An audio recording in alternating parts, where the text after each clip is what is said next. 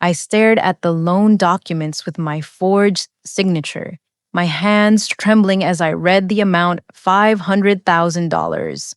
My parents had used my name, my credit, my entire future to fund a restaurant for my golden child sister Emma without asking me. They told our entire church congregation I was thrilled to help family achieve their dreams. The betrayal cut deeper than any knife could, but I didn't scream, didn't cry, didn't confront them immediately. Instead, I smiled sweetly and waited for them to sign that lease. My name is Stacy, and at 32 years old, I had spent my entire life being the responsible one. While my younger sister Emma, 28, floated through life like a dandelion seed on the wind, I was the oak tree everyone expected to weather every storm without bending. Growing up in suburban Columbus, Ohio, I learned early that love in our household came with conditions. Good grades earned approval. Perfect behavior earned praise. Taking care of Emma's messes earned the title of such a good big sister. I worked 3 jobs through college at Ohio State University, determined never to burden my parents financially. Weekends were spent washing dishes at a local diner. Weekdays, tutoring struggling students, and summers filing paperwork at an insurance office. Every penny went toward tuition and books. Emma, meanwhile, decided college wasn't for her after one semester of partying. She dropped out of the Art Institute of Cincinnati, twice claiming the professors didn't understand her vision. Each time, Mom and Dad welcomed her back with open arms and depleted bank accounts. When she accumulated $15,000 in credit card debt buying designer clothes and expensive cooking equipment, they refinanced the house to bail her out. I graduated summa cum laude with a degree in marketing and landed a position as a marketing coordinator at a mid-sized tech company downtown. Through careful budgeting and disciplined saving, I built an 820 credit score and purchased a modest 2-bedroom townhouse in German Village. My life was organized, stable, and entirely my own achievement. Emma bounced from one passion project to another like a pinball. First, she wanted to be a food blogger, so Dad bought her a $5,000 camera setup. When that fizzled out after 3 months, she decided to become a personal chef, leading to Mom purchasing professional-grade cookware that now gathered dust in their garage. Her most recent venture involved selling homemade soaps at farmers markets, which lasted exactly 6 weeks, before she declared it beneath her artistic abilities. My parents, Robert and Patricia, enabled every whim with religious devotion. Dad worked overtime shifts at his auto repair shop, his weathered hands growing more arthritic each year, while Mom picked up extra hours as a secretary at Riverside Methodist Church. They justified every sacrifice as investment in Emma's potential. When I questioned the pattern during family dinners, Mom would sigh and remind me that not everyone can be as naturally driven as you, honey. Emma needs more support. The credit card incident should have been my wake-up call. 6 months before the restaurant loan discovery, I received a credit monitoring alert about a new account opened in my name. When I investigated, I found a Chase Sapphire card with a $15,000 limit already maxed out with charges from Italy. Emma had taken a 2-week culinary inspiration trip to Tuscany with her boyfriend Trevor, staying in luxury hotels and dining at Michelin-starred restaurants. When I confronted my parents, their gaslighting was masterful. "Of course you agreed to help," Mom insisted, pulling out a notebook with what looked like my handwriting. "You said Emma deserved to see authentic Italian cuisine for her career development. Don't you remember signing the application when you were here for Sunday dinner?" I knew I had never signed anything, but their certainty made me question my own memory. Dad chimed in with his gentle voice. "You were excited about helping Emma expand her horizons, sweetheart. You said her success would reflect well on the whole family." They had practiced their story so well that I almost believed them. Almost. The receipt for the forged signature from a handwriting expert downtown Columbus told a different truth, but by then the damage was done. I paid off the card to protect my credit rating, chalking it up to a painful but necessary lesson about family boundaries. I should have known they would escalate. My boyfriend Jake, a pediatric nurse at Nationwide Children's Hospital, noticed my distress during our weekly dinner dates. His kind eyes and patient demeanor had been my anchor through many family storms over the past 2 years. They're using you as their personal ATM, he said gently one evening over Chinese takeout. This pattern isn't going to stop unless you make it stop. My best friend Madison, a family law attorney at a downtown firm, was less diplomatic. Stacy, what they're doing is financial abuse, she stated bluntly during our monthly wine night. You're enabling their enabling, and it's destroying your peace of mind. Madison had been my roommate during our final 2 years at Ohio State, and she knew my family dynamics better than anyone. At work, my colleague Brian, a data analyst with an eye for patterns, occasionally asked about my stress levels. You seem distracted lately, he observed during a team meeting about our quarterly marketing campaign. Everything okay at home? I deflected with vague responses about family obligations, but Brian's analytical mind had clearly detected something amiss. The church community played a crucial role in my parents' manipulation strategy. Riverside Methodist had been our family's spiritual home for over 20 years, and Mom's position as secretary gave her significant social influence. Every Sunday, she would update the congregation about our family's achievements, carefully crafting narratives that painted Emma as a struggling artist and me as the blessed daughter who generously supported her sister's dreams. Mrs. Henderson, a retired bank employee who attended our church, pulled me aside one Sunday after service. Your mother speaks so highly of your generosity toward Emma, she said with genuine warmth. It's wonderful to see siblings supporting each other's goals. I smiled and nodded, swallowing the bitter taste of deception. The credit monitoring alert about the restaurant loan arrived on a Tuesday morning while I was reviewing marketing metrics for our latest product launch. $500,000. Business loan. Primary applicant Stacy Michelle Thompson. Co-signer Robert James Thompson. Business name Emmeline's Kitchen, LLC.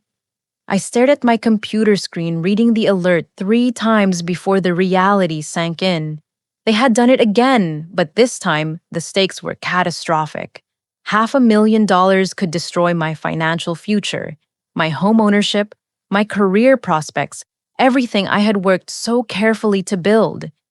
But as I sat in my office cubicle, surrounded by motivational posters about teamwork and success, something shifted inside me. The hurt transformed into something colder, more calculating. They expected me to discover the loan after they had already committed to their plans, leaving me no choice but to go along or destroy the family. It was emotional blackmail disguised as fait accompli. This time, I decided to let them finish digging their own grave before I revealed that I knew what they were doing. The restaurant loan was their biggest gamble yet, and I was going to make sure it was also their last. The next 2 weeks became a masterclass in covert investigation. Every lunch break, I researched financial fraud and identity theft. Every evening, I documented evidence with the methodical precision that had made me successful in marketing analytics. If my family wanted to treat me like a business asset, I would respond with business-level strategic planning. My first discovery came through the Ohio Secretary of State's business registration database. Emmeline's Kitchen LLC had been officially registered 3 months earlier, with my name listed as the primary operating member and Emma as the creative director. The registered address was my townhouse, not my parents' home, making me legally responsible for all business obligations and liabilities. Digging deeper into public records, I found building permits for restaurant construction at a prime location on High Street in the Short North Arts District. The space was a former bistro with exposed brick walls and large street-facing windows, perfect for the trendy farm-to-table concept Emma had been discussing for months. Renovation permits totaling an additional $100,000 had been filed using my digital signature, which I recognized from other documents I had legitimately signed. The bank records told an even more disturbing story. Chase Bank's commercial lending department had approved the loan based on my employment history credit score and personal assets. According to the application, I was planning to leave my corporate job to focus full time on restaurant management while Emma handled the culinary operations. The loan officer's notes indicated multiple meetings with Stacy Thompson to discuss business projections and repayment schedules meetings that had obviously occurred without my knowledge or attendance. Mrs. Henderson proved to be an invaluable source of insider banking knowledge. When I casually mentioned during a church potluck that I was considering business investments, she enthusiastically shared her expertise about commercial loans. The key is having a strong primary applicant with excellent credit, she explained while serving her famous peach cobbler. Banks love to see family partnerships where one person handles finances and another manages operations. Your parents mentioned Emma has such wonderful culinary instincts, and with your business background, you two must make quite a team. My stomach churned as I realized the extent of the deception. The entire church community believed I was an enthusiastic co-owner of Emma's restaurant venture. Mom had been carefully crafting this narrative for months, describing family planning sessions and business discussions that had never occurred. The investigation led me to Dad's workshop in their garage, where I had helped organize tools the previous month. Hidden beneath a stack of automotive manuals, I found a folder containing photocopies of my driver's license, social security card, and bank statements from 2 years ago. Practice sheets with my signature filled several pages showing someone's attempts to perfect my handwriting. The most chilling discovery was a sticky note in Mom's handwriting. Remember confident signature, not too careful. Banks notice hesitation. Emma's involvement became clear through her social media presence. Her Instagram account featured dozens of photos from restaurant supply stores, culinary equipment suppliers, and meetings with contractors. The captions painted a picture of exciting progress on our family restaurant, with frequent mentions of her amazing business partner sister, who preferred to work behind the scenes. One post from a kitchen equipment showroom read, "Stacy and I spent the whole afternoon picking out the perfect commercial range. She has such great instincts for functionality while I focus on aesthetics. We make the perfect team." Trevor, Emma's boyfriend of 8 months, emerged as a key player in the scheme. His LinkedIn profile described him as a marketing consultant specializing in family business development and generational wealth strategies. A deeper look into his background revealed a pattern of targeting women from comfortable middle-class families, helping them launch businesses that inevitably failed within 2 years. His previous girlfriend had lost her inheritance, funding a boutique clothing store that closed after 18 months. Before that, another partner had mortgaged her condo to start an organic juice bar that lasted exactly 1 year. The most devastating evidence came through a digital forensics technique Madison had taught me years earlier. My parents' shared iCloud account, which I had helped them set up for photo sharing, contained 2 years of planning documents for Emmeline's kitchen.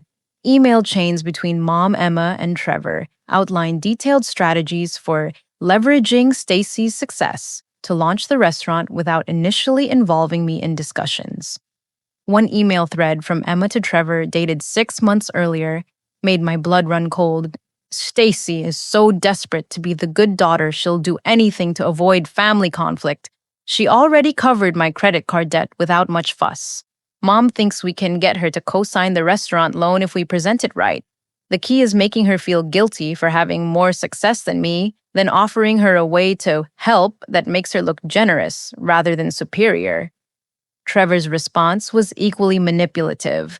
"Your parents' church connections are perfect for social pressure. Once the congregation believes Stacy is enthusiastically supporting your dream, she'll have to go along or look like the villain who destroyed her sister's hopes." Religious communities hate family conflict, especially when it makes successful people look selfish. Another exchange revealed the timeline for their deception. Phase 1. Register the business with Stacy's information while she's busy with her corporate project. Phase 2. Secure the loan using her credit and assets. Phase 3. Sign the lease and start construction. Phase 4.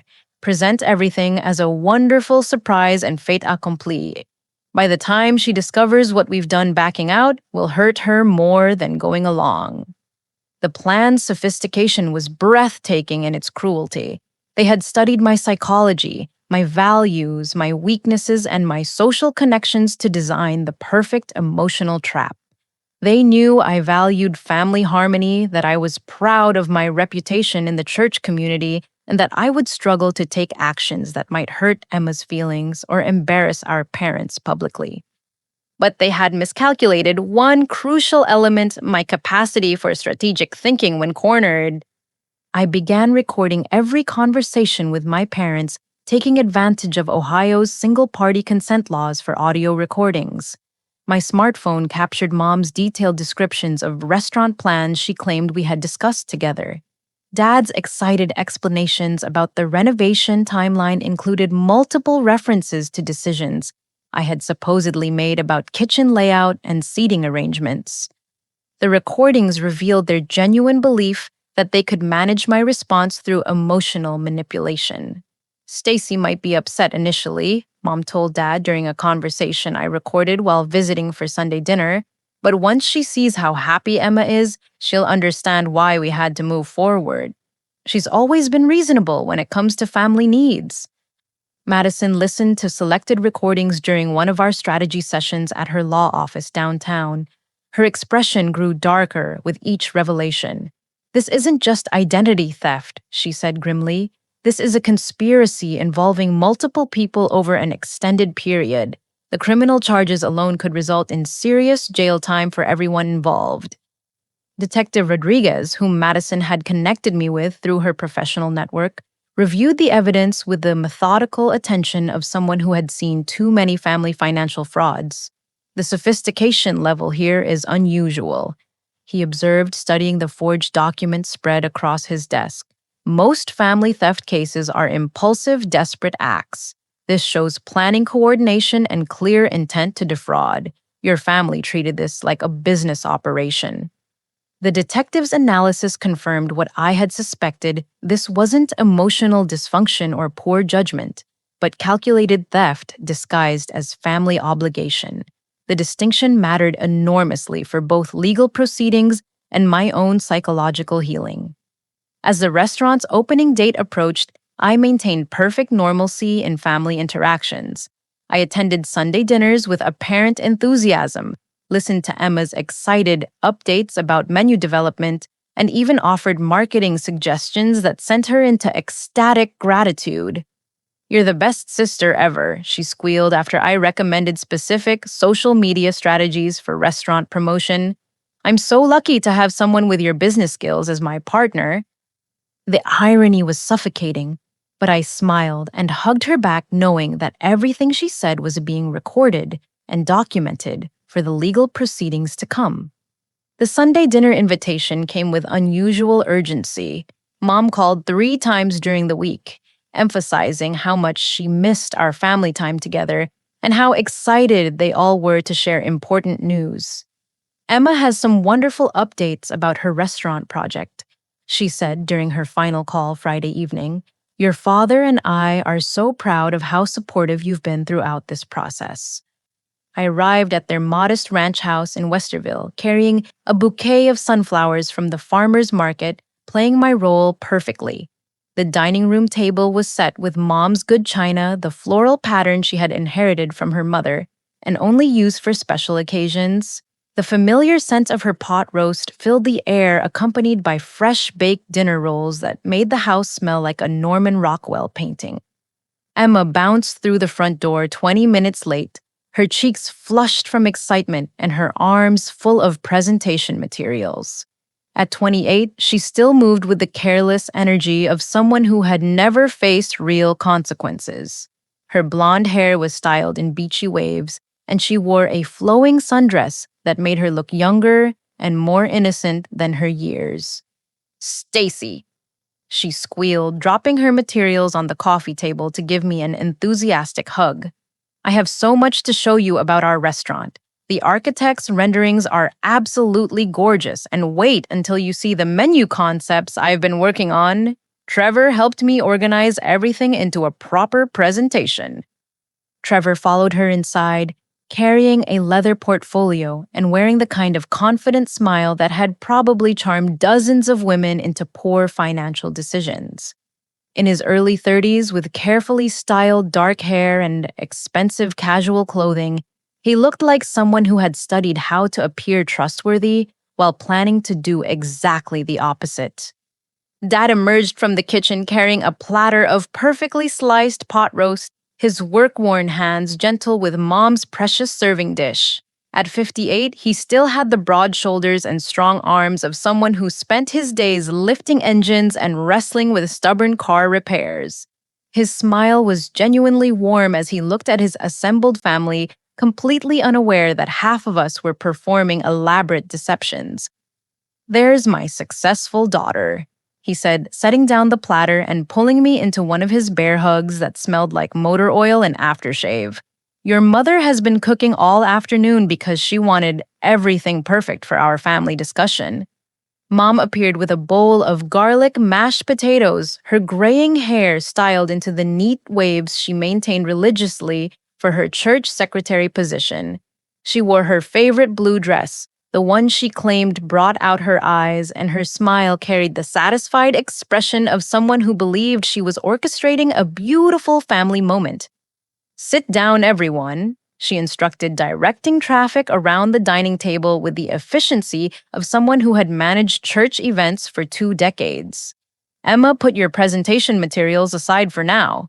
We'll look at everything properly after we eat and say grace." The prayer was longer than usual with Dad, thanking God for family blessings, Emma's creative gifts, and the opportunities ahead of us. I kept my eyes closed and my expression serene while mentally reviewing the recordings I would collect over the next few hours.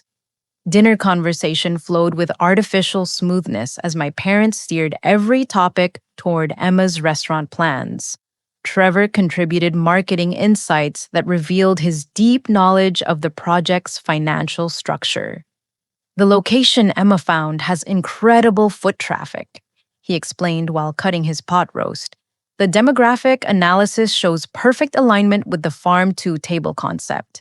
Young professionals, empty nesters with disposable income tourists exploring the short North District."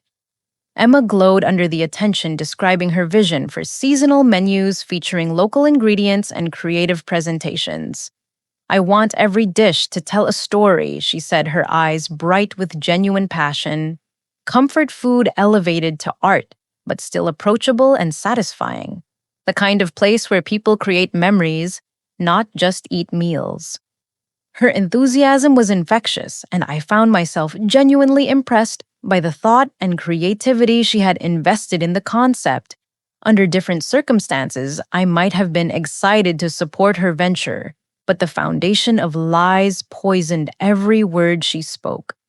After we finished eating, Mom brought out coffee and her famous apple pie, while Emma spread architectural drawings across the cleared table. The restaurant design was sophisticated and inviting, with an open kitchen concept, rustic wood accents, and large windows flooding the space with natural light. Emma walked me through every detail with professional confidence, pointing out features and design choices with the expertise of someone who had clearly spent months studying restaurant operations. "The kitchen equipment alone costs $80,000, Trevor added, consulting his notes with practiced precision. "But we've negotiated excellent financing terms, and the projected revenue should support loan payments within the first 18 months of operation." That was my cue. They were building to their moment of revelation, and I needed to play my part convincingly. "This all looks amazing," I said, studying the menu concepts with apparent fascination. "You've clearly put enormous thought into every aspect of the business, but I have to ask about the financing. Starting a restaurant is such a huge financial commitment." Mom and Dad exchanged meaningful glances before Dad cleared his throat. "Actually, sweetheart, that's what we wanted to discuss with you tonight. Emma's opportunity came together faster than any of us expected, and we needed to move quickly to secure the location and equipment. Emma reached across the table and grabbed my hand, her expression shifting to earnest vulnerability. Stacy, I know this is a lot to ask, but we were hoping you might consider being my business partner. Not financially, she added quickly, but more like a silent investor who helps with the business side while I focus on the creative aspects. The performance was masterful. Trevor pulled out loan documents while explaining the partnership opportunity with the enthusiasm of someone offering me a winning lottery ticket.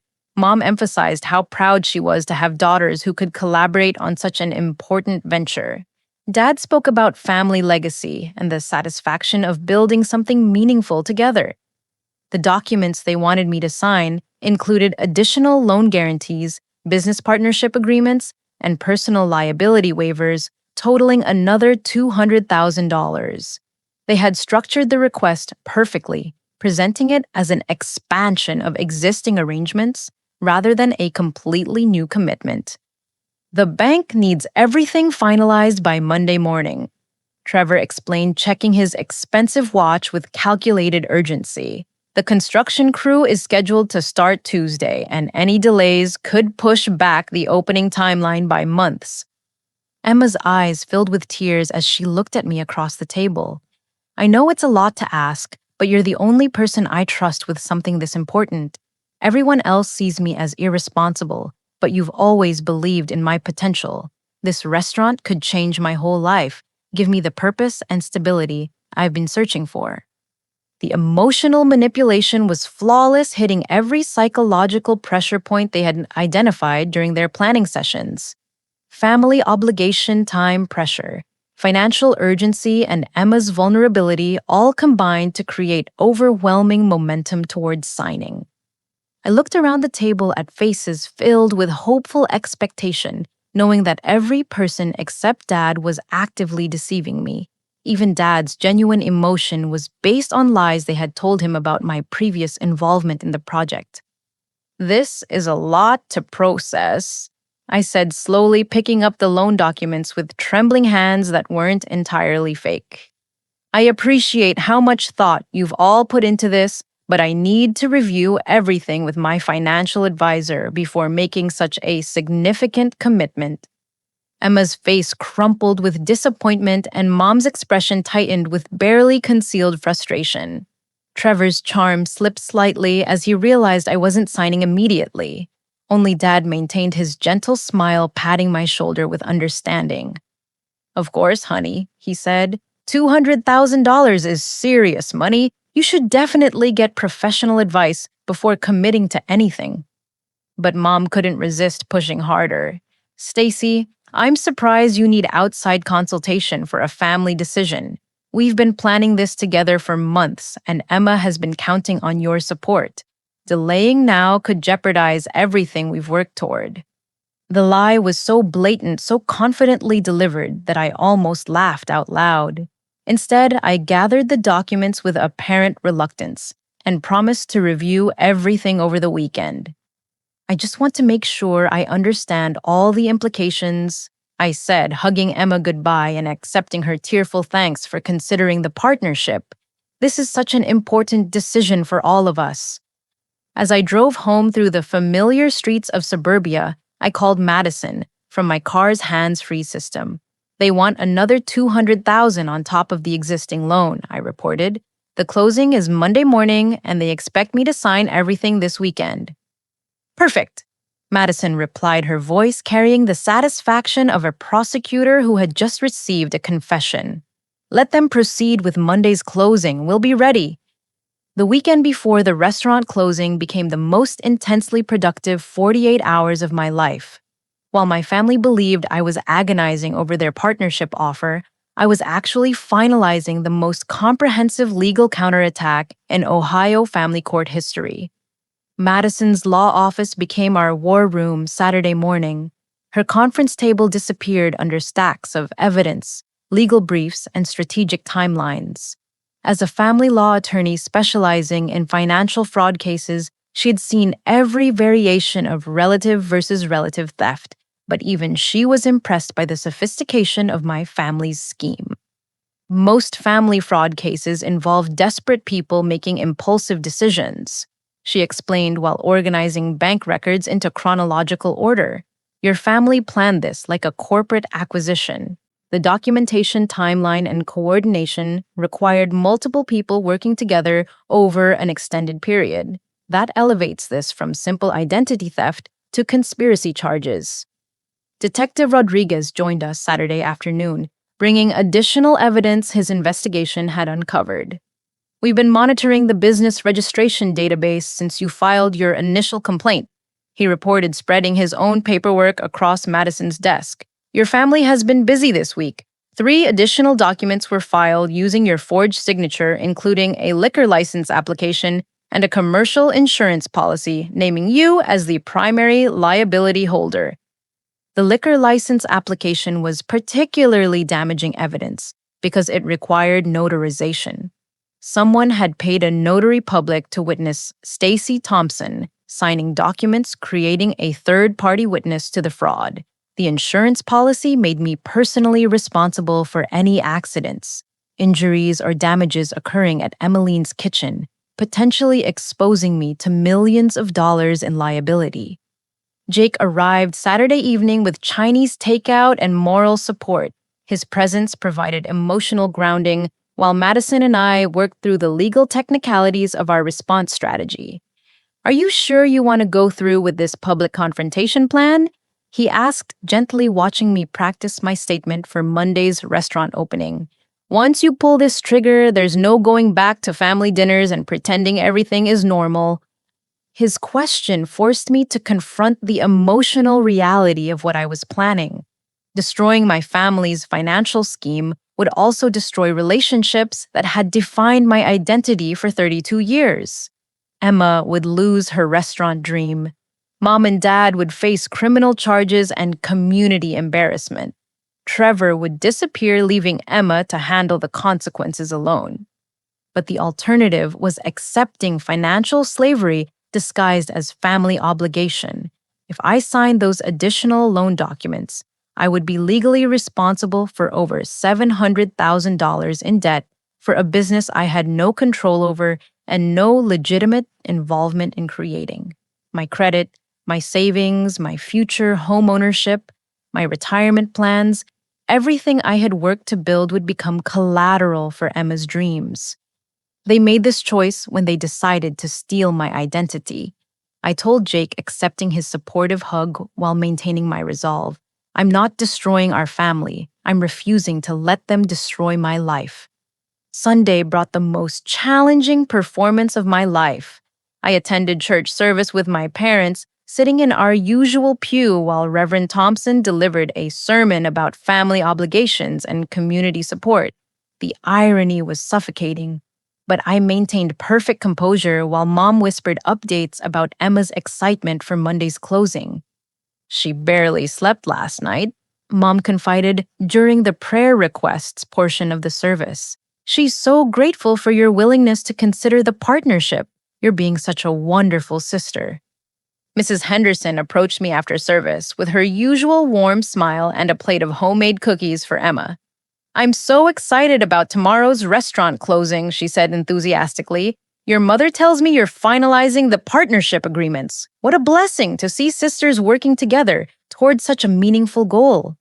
I accepted the cookies with appropriate gratitude while internally marveling at the elaborate fiction my parents had constructed within our church community. Dozens of people believed they were witnessing a beautiful family collaboration, completely unaware of the criminal activity underlying Emma's success story. Sunday afternoon brought the final family meeting at my parents' house. Emma arrived with a bottle of champagne, and Trevor carried a briefcase full of documents requiring my signature. The atmosphere was celebratory, with Dad grilling burgers on the back patio and Mom setting up a card table for document signing. I can't believe this is really happening, Emma said, practically vibrating with excitement as she hugged me in the driveway. Tomorrow morning, I become a real restaurant owner and you become my business partner. We're going to build something amazing together. Her joy was genuine and infectious, making my planned betrayal feel even more brutal. Under different circumstances, I would have been thrilled to support her entrepreneurial dreams. But their decision to steal my identity and mortgage my future had poisoned any possibility of legitimate collaboration. Trevor spread the documents across my parents' dining room table with practiced efficiency, explaining each signature line with the confidence of someone who had guided multiple women through similar financial disasters. The paperwork was extensive and legally binding, including personal guarantees that would make me responsible for all business debts, even if the partnership dissolved. Once we complete tomorrow's closing, Trevor explained, pointing to signature lines highlighted in yellow, you'll officially own 49% of Emmeline's Kitchen, with Emma holding 51% as the managing partner. The bank requires both signatures on all major financial decisions, but day-to-day operations will be Emma's responsibility. The partnership structure was cleverly designed to give Emma control while making me liable for financial obligations.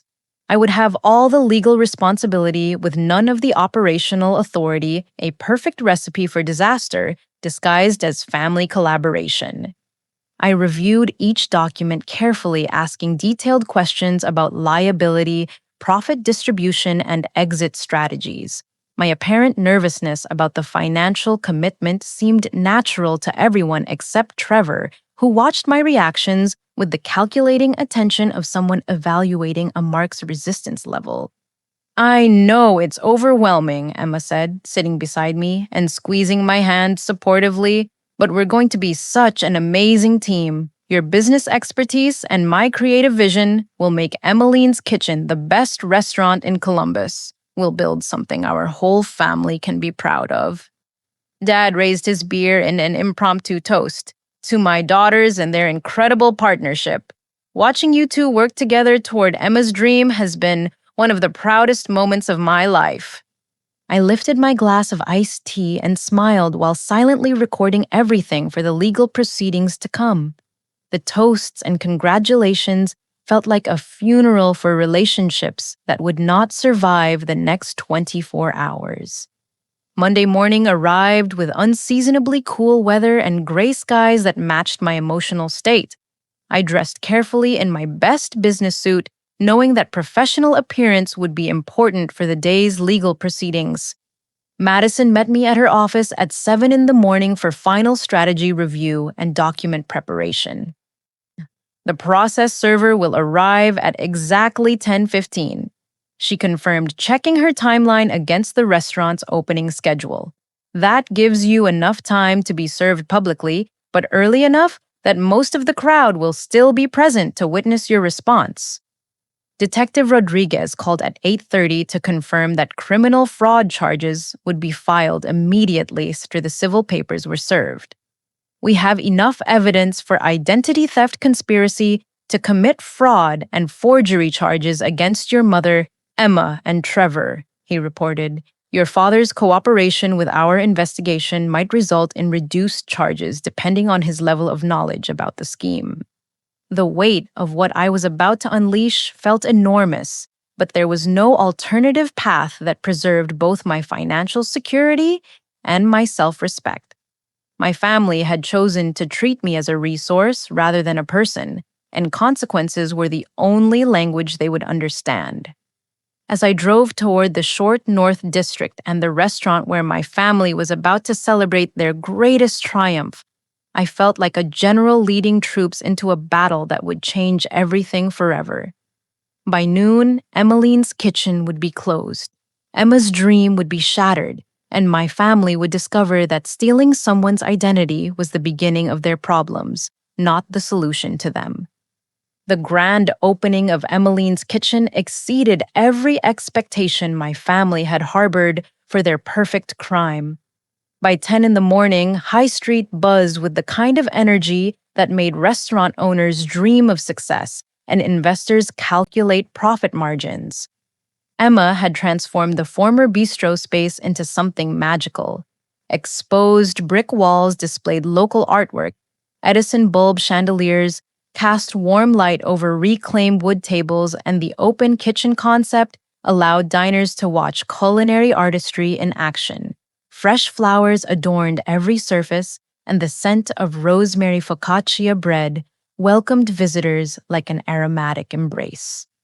The church congregation arrived in their Sunday finest, led by Mom, who wore her most elegant dress and the proud smile of someone basking in reflected glory. Reverend Thompson offered an opening prayer for the restaurant's success, while Mrs. Henderson distributed copies of Emma's opening menu to interested neighbors. Local food critics mingled with business leaders from the Short North Arts District, many of whom had received personal invitations from Trevor's marketing efforts.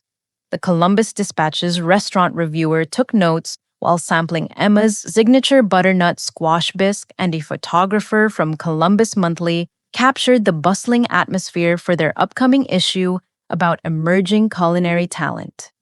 Emma glowed as she moved through the crowd in her chef's jacket, accepting congratulations and describing her farm-to-table philosophy with infectious enthusiasm. She had clearly found her element, discussing local ingredient sourcing and seasonal menu planning with the confidence of someone who had discovered their true calling.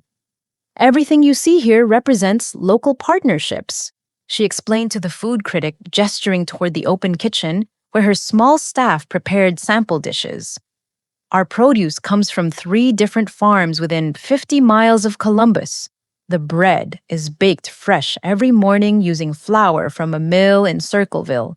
Even our meat comes from a family ranch in Delaware County."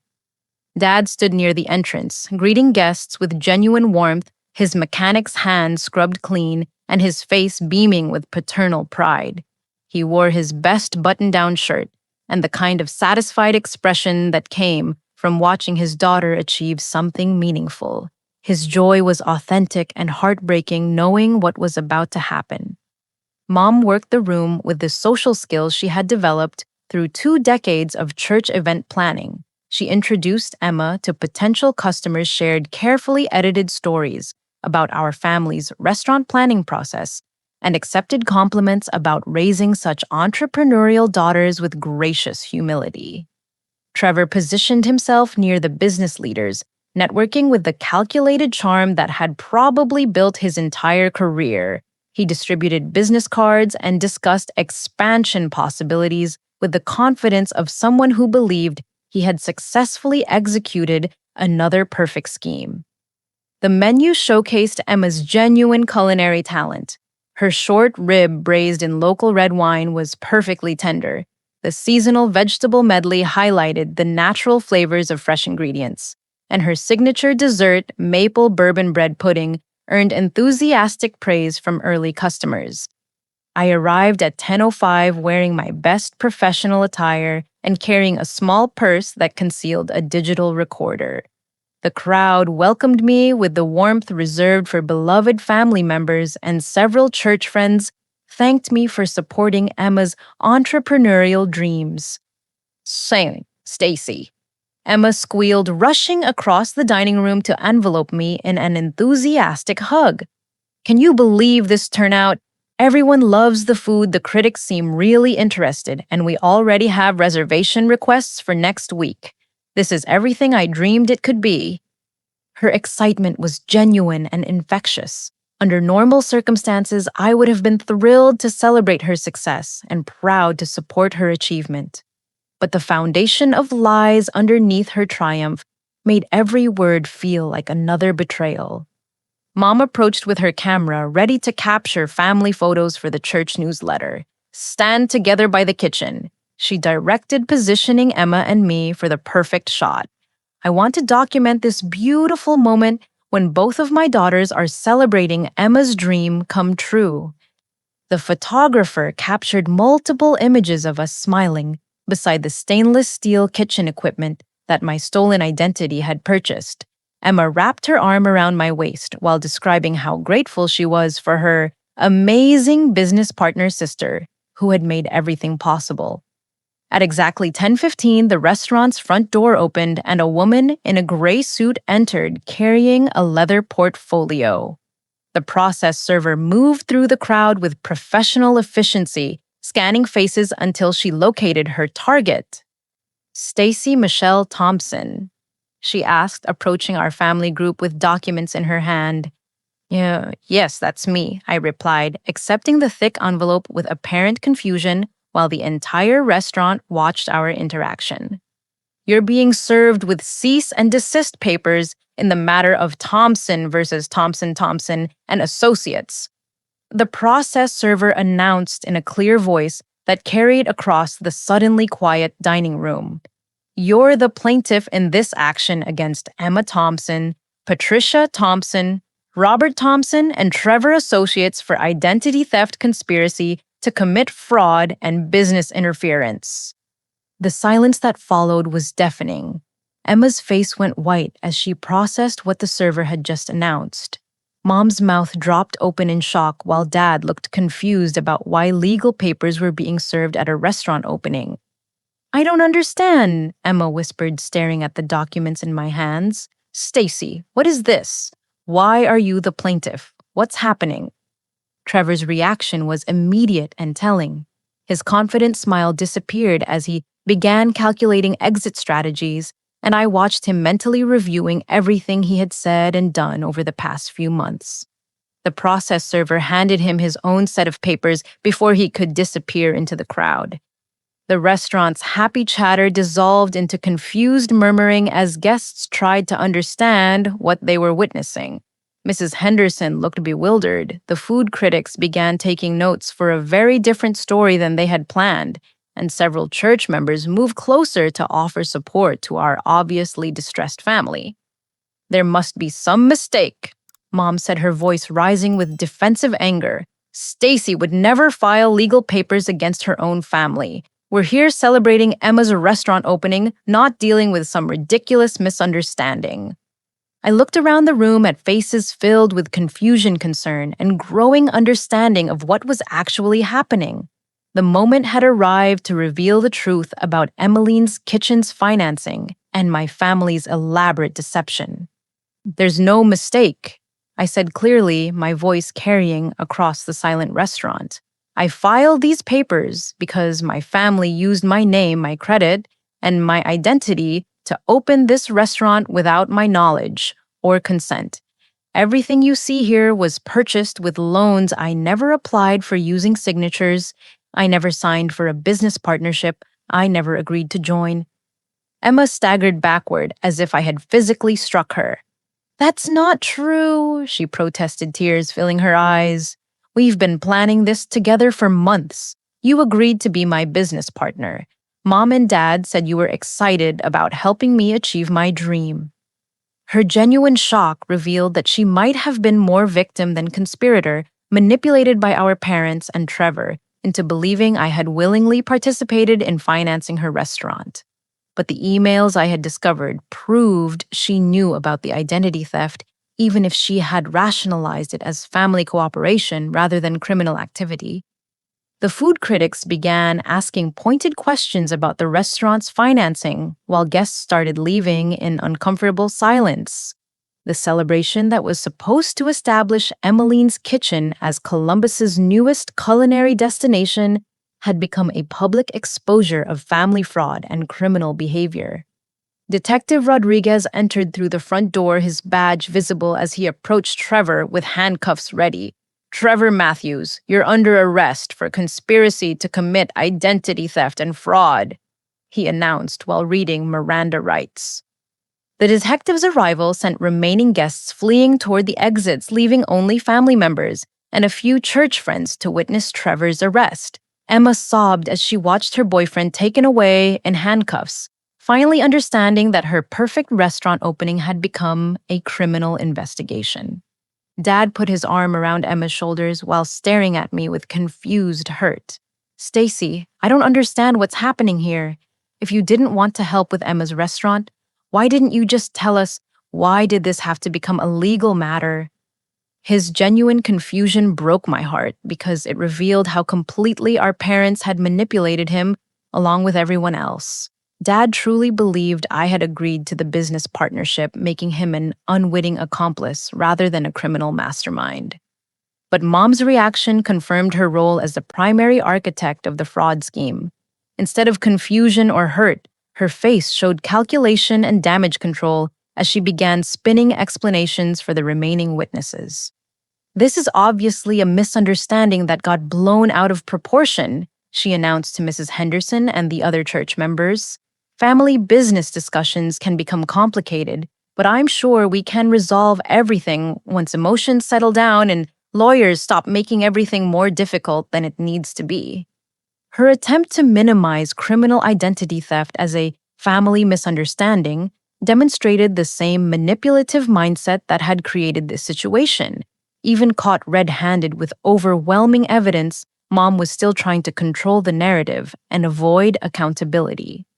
The restaurant that had opened with such hope and excitement stood empty except for our family and the legal consequences they had created through months of careful planning and deliberate deception. Emma's dream had become a crime scene, and the celebration had transformed into the first day of criminal prosecution. As police officers secured evidence and Detective Rodriguez explained the charges being filed, I looked around at the beautiful space Emma had created and felt genuinely sad about what was being lost. Under different circumstances, Emmeline's kitchen might have become the successful venture she had envisioned, but the foundation of theft and lies had doomed it from the beginning. The 48 hours following the restaurant opening became a cascading disaster that destroyed every fiction my family had constructed over the past year. By Tuesday morning, the Columbus Dispatch featured a front-page story about family fraud in the restaurant industry, complete with Trevor's arrest photo and details about the identity theft scheme. Emma's world collapsed with stunning speed. The construction crew arrived Tuesday morning to find police tape across Emmeline's kitchen's entrance and a cease and desist notice posted on the front door. The bank immediately froze all accounts associated with the restaurant's stranding vendors who had delivered food and supplies for the opening celebration. The church congregation's reaction split along predictable lines. Older members who had known our family for decades expressed shock and disappointment but offered prayers for reconciliation. Younger families with children Emma's age distanced themselves from the scandal, protecting their own reputations from association with criminal activity. Mrs. Henderson, whose banking experience gave her insight into the severity of financial fraud, stopped speaking to Mom entirely. "I can't believe Patricia involved the church community in covering up identity theft," she told Reverend Thompson during an emergency meeting about the congregation's response. "She used our trust and good intentions to provide social pressure for her criminal scheme." Reverend Thompson faced his own crisis as church members questioned his judgment for promoting Emma's restaurant from the pulpit without investigating its financing. The scandal damaged his credibility and forced the church board to implement new policies about endorsing members' business ventures. Emma's emotional breakdown was immediate and total. She spent Wednesday locked in her apartment, refusing to answer phone calls or respond to text messages from friends and family. When Jake and I drove by to check on her welfare, we found her car in the parking lot, but no response when we knocked on her door. Her social media accounts told the story of someone whose entire identity had been built on lies. Instagram posts about restaurant planning and partnership excitement disappeared one by one as she deleted evidence of her involvement in the fraud. The vibrant, confident entrepreneur who had greeted customers Saturday morning had vanished completely. Trevor's abandonment surprised no one except Emma. His lawyer contacted Madison Thursday morning to negotiate a plea deal that would minimize his jail time in exchange for full cooperation with prosecutors. The agreement included turning over all communications with my family and providing testimony about their planning process. Trevor kept detailed records of everything, Madison reported after meeting with his attorney: emails, text messages, financial documents, even recordings of planning meetings with your parents. He documented the conspiracy better than law enforcement could have hoped. The evidence Trevor provided painted a devastating picture of premeditation and manipulation. Email chains showed Mom and Emma researching my credit score and financial assets months before registering the business. Text messages revealed detailed discussions about timing the fraud to coincide with my busy work schedule. Voice recordings captured strategy sessions about managing my emotional responses and community pressure. Most damaging was a recording of Emma laughing about my desperate need to be the good daughter while planning how to exploit my psychology for financial gain. Stacy is so predictable, she told Trevor during a conversation captured on his phone. She'll do anything to avoid family conflict, even if it costs her everything she's worked for. It's almost too easy. The recording destroyed any possibility that Emma was merely a naive victim and that manipulated by others. Her calculated cruelty in exploiting my emotional vulnerabilities proved she understood exactly what she was doing and enjoyed the power it gave her over my life. Dad's reaction to Trevor's evidence was heartbreaking to witness. He arrived at my townhouse Thursday evening, his face aged by days of devastating revelations about the people he loved most. His work clothes were wrinkled and stained, and his eyes carried the hollow expression of someone whose world had been completely redefined. "I didn't know, Stacy," he said, standing on my front porch with tears streaming down his weathered cheeks. "I thought you had agreed to help Emma because you believed in her talent. Your mother and Emma told me you were excited about the partnership, but wanted to stay in the background because of your corporate job." His pain was genuine and heartbreaking. Dad had been manipulated as ruthlessly as I had been used as emotional leverage and social credibility for a scheme he never understood. The recordings proved that Mom and Emma had fed him carefully crafted lies about my involvement, making him an unwitting accomplice to their fraud. "They used me to pressure you," he continued, his voice breaking with grief and shame. "Every time I talked about being proud of my daughters working together, I was helping them push you into a corner. I'm so sorry, sweetheart. I never would have participated if I had known what was really happening." Madison's legal strategy focused on maximum accountability for the primary conspirators, while protecting Dad's status as a victim. His cooperation with the investigation and genuine remorse created opportunities for reduced charges, but the financial restitution requirements would impact his life for years to come. Mom's response to the criminal charges revealed her true character with shocking clarity. Instead of accepting responsibility or expressing remorse, she launched a campaign to portray herself as the victim of an ungrateful daughter who had destroyed her family over money. Her version of events, shared with anyone who would listen, painted me as a selfish career woman who had betrayed family obligations for personal financial gain. "Stacy always thought she was better than the rest of us," she told neighbors and church members. The moment Emma needed help achieving her dreams, Stacy's true colors showed. She chose money over family love. The manipulation was breathtaking in its audacity. Even faced with overwhelming evidence of criminal fraud, Mom continued gaslighting and victim blaming rather than acknowledging what she had done. Her inability to accept accountability demonstrated the same narcissistic mindset that had created the crisis. But the community wasn't buying her revisionist history. Too many people had witnessed the public serving of legal papers and heard the specific charges being filed. Church members who had initially felt sympathy for our family's crisis began distancing themselves as details emerged about the sophistication and duration of the fraud scheme. The restaurant space itself became a monument to failed dreams and criminal consequences. Expensive kitchen equipment sat unused while legal proceedings determined its fate. The beautiful dining room Emma had designed so carefully stood empty, its potential forever tainted by the circumstances of its creation. Local media coverage intensified as the story gained traction beyond Columbus. Restaurant industry publications picked up the narrative as a cautionary tale about family business partnerships and the importance of proper legal documentation. The fraud sophistication and the dramatic public exposure made it particularly compelling for journalists covering white-collar crime. By Friday, a week after the restaurant opening, 3 lives were completely destroyed, and a fourth was facing years of legal and financial consequences.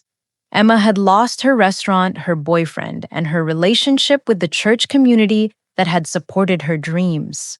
Trevor was negotiating a plea deal that would include jail time and permanent damage to his professional reputation. Mom faced felony charges and complete social exile from the community she had tried so hard to impress. Dad's situation was more complex but equally devastating. His cooperation with the investigation might minimize his legal exposure, but the emotional betrayal by his wife and younger daughter had shattered his understanding of his own family. The man who had worked overtime, shifts to fund Emma's dreams, now faced the reality that those dreams had been built on crimes against his older daughter. As I sat in Madison's office reviewing the week's developments, I felt a complex mixture of satisfaction and grief. Justice was being served, but the cost was the complete destruction of family relationships that had defined my identity for 32 years. The woman who had started the week believing she needed to preserve family harmony at any cost had discovered that some betrayals were too fundamental to forgive or forget. My family had taught me that love without respect was manipulation and support without consent was theft. 6 months after the restaurant opening that changed everything, I sat in the Franklin County Courthouse watching Emma accept her plea agreement for a conspiracy to commit identity theft. The young woman who had once dreamed of building a culinary empire now faced 2 years of probation, 500 hours of community service, and full financial restitution for her role in stealing my identity. Her transformation was complete and sobering. Gone was the bubbly confidence that had charmed customers and critics during those brief hours when Emmeline's kitchen seemed destined for success. Emma sat beside her court-appointed attorney, wearing a simple black dress and an expression of someone who had finally confronted the real consequences of her choices. When Judge Martinez asked if she understood the terms of her agreement, Emma's voice was barely audible. "Yes, Your Honor, I take full responsibility for my actions and the harm I caused my sister. I'm ready to do whatever is necessary to make this right." Her statement of accountability was genuine, representing months of mandatory counseling and hard conversations about entitlement manipulation and the difference between family support and family exploitation. The counseling reports indicated significant progress in understanding how her behavior had damaged everyone she claimed to love. Trevor had received 18 months in minimum security prison as a part of his plea deal, plus 3 years of probation and permanent restrictions on his ability to work in financial services. His cooperation with prosecutors had revealed a pattern of targeting women from comfortable families, using romantic relationships to access their financial resources for fraudulent business ventures. Detective Rodriguez's investigation uncovered 2 previous victims who had lost their savings to Trevor's schemes, but never pressed charges due to shame and social pressure. My willingness to pursue criminal prosecution had finally stopped his pattern of financial predation. Mom's case was more complex and emotionally devastating. Patricia Thompson faced the most serious charges as the primary architect of the identity theft conspiracy. Her position as church secretary had given her knowledge of document formatting and notarization processes skills she had used to create convincing forgeries.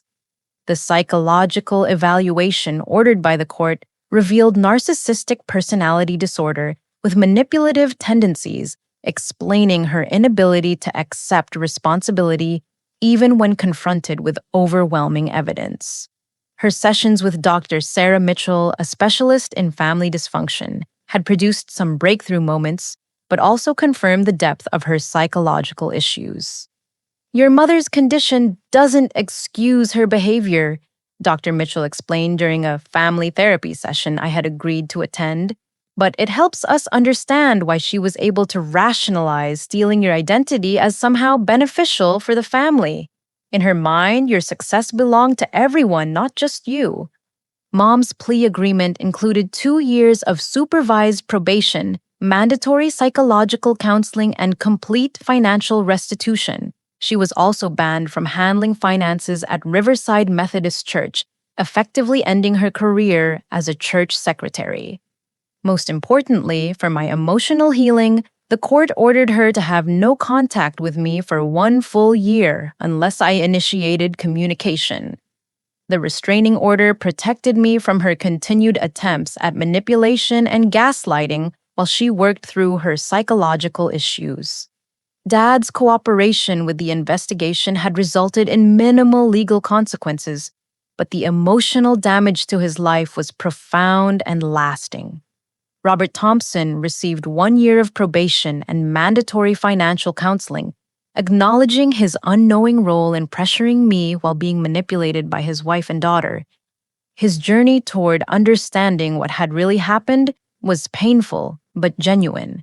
I keep thinking about all the times I told you how proud I was of your partnership with Emma, he said during one of our careful conversations at a neutral coffee shop downtown. I was used as a weapon against you and I never even knew it. Dad's marriage to Mom was effectively over, though divorce proceedings moved slowly through the complex process of untangling 30 years of shared finances. He had moved into a small apartment near his auto repair shop and was working with a therapist to process the betrayal he had experienced alongside me. Dr. Johnson helps me understand that I was a victim too, he explained, referring to his individual counselor. Patricia manipulated my love for both my daughters to make me complicit in hurting one of them. That's not something I can forgive easily. Our relationship was slowly rebuilding on a foundation of honesty, rather than the family myths that had previously defined our interactions. Dad was learning to see me as an independent adult rather than an extension of family needs, while I was discovering that genuine love meant protecting each other from harm, not enabling destructive behavior. The financial recovery process was surprisingly straightforward, thanks to Madison's thorough documentation and the criminal convictions that supported my civil claims. The bank reversed all charges to my credit report and removed my name from the fraudulent loan documents. A settlement with the restaurant equipment suppliers recovered most of the money my family had spent using my stolen identity.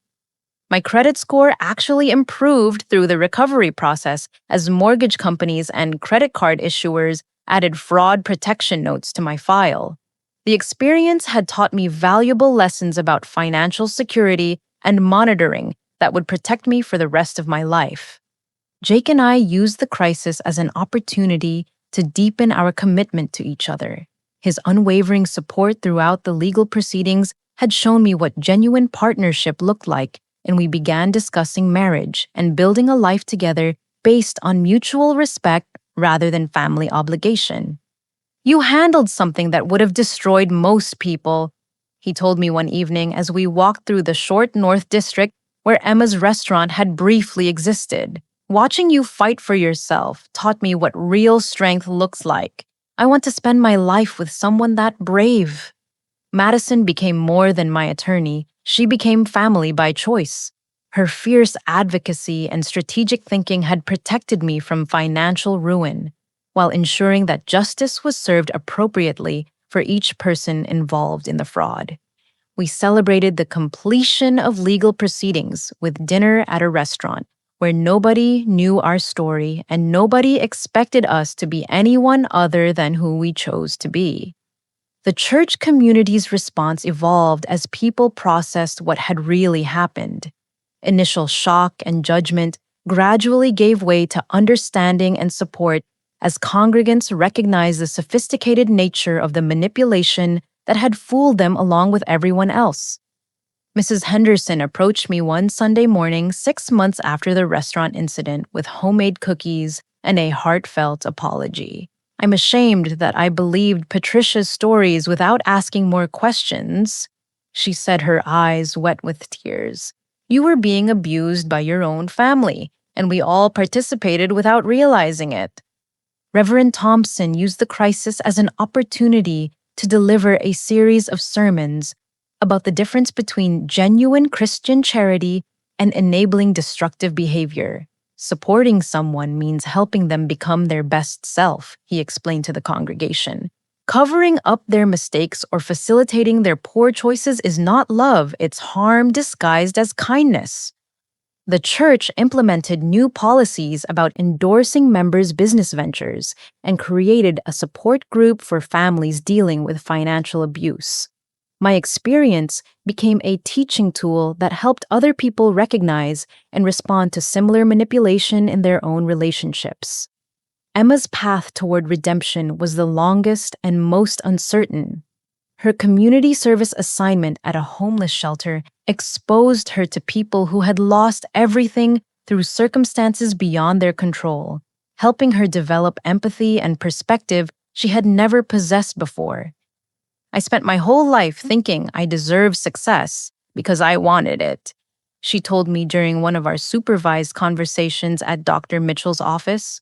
Working with people who lost their homes and families to illness or job loss has taught me that nobody owes me anything. I have to earn whatever I achieve.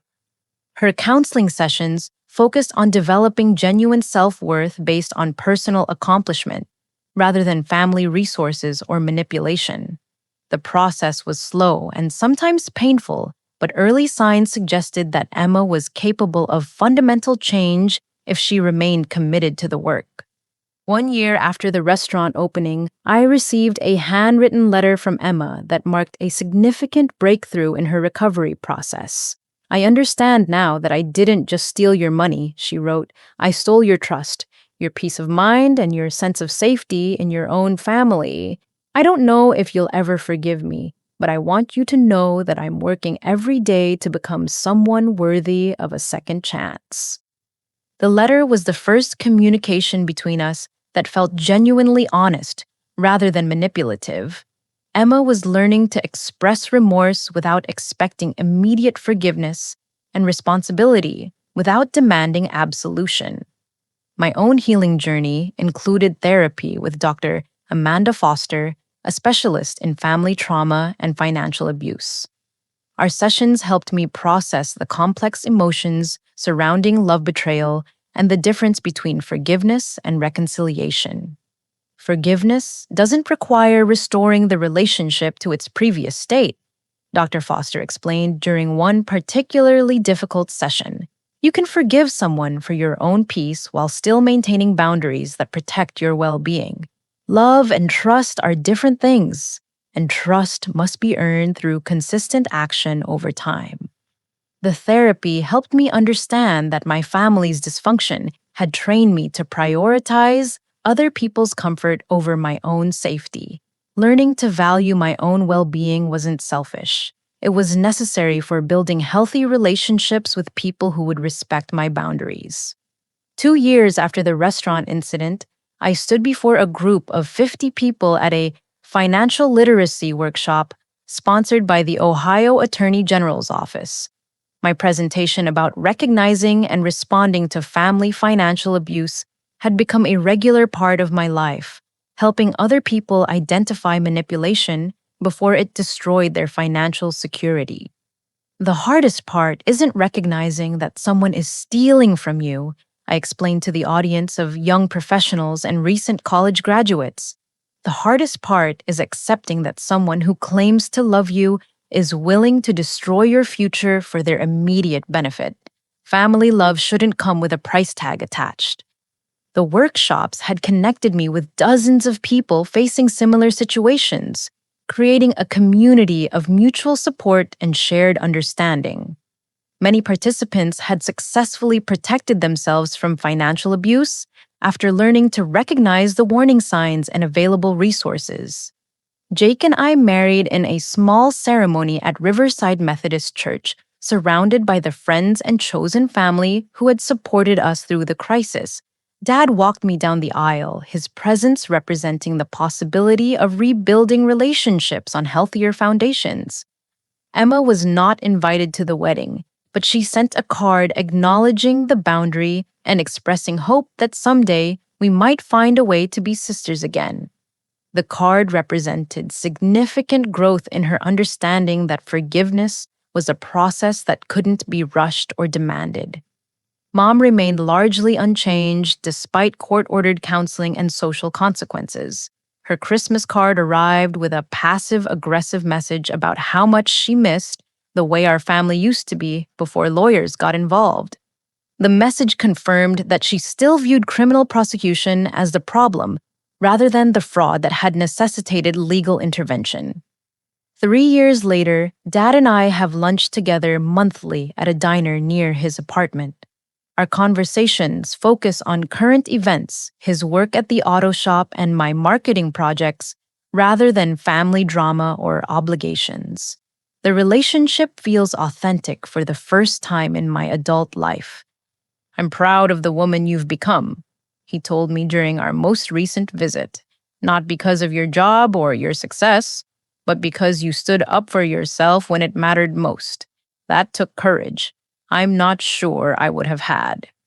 Emma completed her probation successfully and found work as a line cook at a downtown restaurant where her culinary skills could develop without the pressure of business ownership. Our interactions remain limited to occasional text messages about holidays or family updates, but the tone has shifted from manipulation to genuine respect for boundaries. The most profound change has been in my understanding of what family really means. Blood relationships create connection, but they don't automatically create obligation to accept abuse or sacrifice personal well-being for other people's comfort. Jake and I are expecting our first child next spring, and we've already begun discussions about creating healthy family traditions based on mutual respect rather than guilt and obligation. Our child will grow up understanding that love means protecting each other's well-being, not exploiting each other's success. The lesson that emerged from the most painful experience of my life is surprisingly hopeful. Authentic relationships are built on honesty, respect, and genuine care for each other's welfare. When someone violates those principles, protecting yourself isn't betrayal, it's necessary self-respect. Sometimes the most loving thing you can do is refuse to enable someone's destructive behavior, even when that refusal causes temporary pain for everyone involved. Real family means building each other up, not tearing each other down for personal gain. Standing up for yourself doesn't make you the villain, even when other people try to convince you otherwise. Your success belongs to you, your boundaries deserve respect, and your future shouldn't be mortgaged for someone else's dreams without your informed consent. The restaurant that was supposed to represent family cooperation instead became a lesson about the importance of individual autonomy and financial independence. Emma's dream failed because it was built on lies, but that failure opened the door for everyone involved to build something more honest and sustainable. Today, I wake up each morning in a home that belongs entirely to me, next to a man who respects my independence, planning a future that reflects my values and choices. The family that once tried to steal my identity ultimately helped me discover who I really am, someone strong enough to choose love over manipulation and brave enough to protect that choice no matter what it costs. Have you ever had to choose between family loyalty and personal boundaries? How do you balance supporting the people you love with protecting your own well-being? I'd love to hear your thoughts and experiences in the comments below. If this story resonated with you, please like this video and subscribe to our channel for more real-life stories about overcoming family challenges and building healthier relationships. Don't forget to share this video with someone who might benefit from hearing about the importance of financial boundaries and self-respect. Thank you so much for listening to my story and for being part of a community that believes in the power of truth healing and second chances. I wish you all the courage to stand up for yourselves and the wisdom to build relationships based on genuine love and mutual respect.